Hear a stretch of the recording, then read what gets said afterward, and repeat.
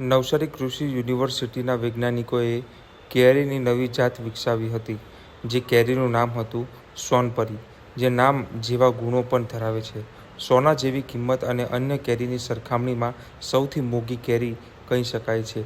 હાફૂસ અને બલેસાન કેરીના મિશ્રણમાંથી સોનપરી કેરી બનાવીને ખેડૂતો માટે બદલાતા વાતાવરણમાં પણ અન્ય કેરીની સરખામણીમાં ગુણવત્તાયુક્ત ઉત્પાદન અને આર્થિક ફાયદા જે આ કેરી કરાવતી હતી. ત્યારે નવસારી કૃષિ યુનિવર્સિટીએ કેરીની નવી જાત વિકસાવી હતી, જે કેરીનું નામ હતું સોનપરી, જે નામ જેવા જ ગુણો પણ ધરાવે છે. સોના જેવી આ કિંમતની જે કેરી છે તે હવે જે બજારમાં કે જે ખેતરમાં જોવા મળતી નથી, ખૂબ ઓછા પ્રમાણમાં જોવા મળી રહી છે. કારણ કે વાત કરીએ તો બદલાતા વાતાવરણ અને જે કમોસમી વરસાદને કારણે અને આ વખતે પહેલાંથી જ નવસારી જિલ્લાની વાત કરીએ તો 15 દિવસ કેરી જે બજારમાં મોડી આવી છે. બીજી અન્ય કેરીઓ તો બજારમાં આવવાની શરૂઆત થઈ ગઈ છે. તેનો જે પાક છે તે ઉતરવાની પણ શરૂઆત થઈ ગઈ છે. પરંતુ જે સોના જેવી કિંમત અને સારા એવા ભાવ આપતી આ સોનપરી જે કેરી છે તે હજી સુધી બજારમાં જોવા મળી નથી. અને ખેડૂતો જણાવી રહ્યા છે કે ભાગ્યે જ આ વખતે સોનપરી કેરી ખાવા મળી શકે છે. કારણ કે જે કેરી જે પાક તૈયાર થવો જોઈએ તે પણ જે વધુ પ્રમાણમાં જે થવો જોઈએ તે તૈયાર થયો નથી. કારણ કે જે વધુ પડતી જે ગરમી અને જે બદલાતા વાતાવરણને કારણે આ વખતે કેરીના પાક પર ખૂબ સીધી અસર જોવા મળી રહી છે. ત્યારે વાત કરીએ તો 400 થી 800 ગ્રામ જેટલી આ કેરીનું જે વજન હોય છે તે આ કેરી સોનેરી કલર હોવાથી લોકોનું ધ્યાન આકર્ષિત કરે છે.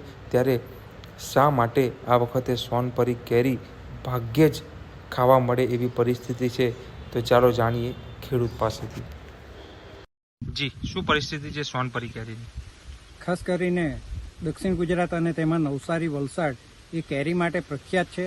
અને એમાં નવસારીની પરિયા ફાર્મ દ્વારા જે બહાર પાડવામાં આવેલી વેરાયટી સોનપરી, એ કેરી જે કેસર કેરી જે વધારે પ્રચલિત છે, તો એ અથવા તો હાફૂસ કે બીજી અન્ય જાતો કરતાં એનો ટેસ્ટ અને એનું ફળ એટલું કદાવર અને આકર્ષક છે કે જે સોના જેવી દેખાય અને પરી જેવો જેને કહેવાય, એટલા કારણસર એને સોનપરી નામ આપવામાં આવેલું.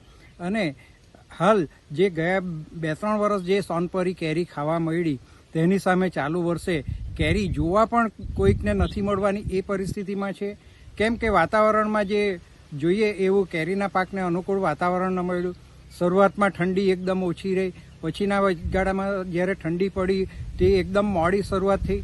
અને તે વખતે જે ફેબ્રુઆરીના એન્ડ અને માર્ચના પહેલા પખવાડિયામાં જે કંઈક અંકુરણ થયું, તો તેમાં બી સોનપરીમાં ઓછું, અને તે પણ જે વાતાવરણમાં પલટો એના કારણસર એ મોર ખરણ થઈ ગયું. એટલે ટૂંકમાં ચાલુ વર્ષે જે સોનપરી વધારે લોકોનામાં ચાહના મેળવી ચૂકી, પરંતુ કદાચ જોવા પણ ન મળે એવી પરિસ્થિતિ સોનપરી કેરીની છે.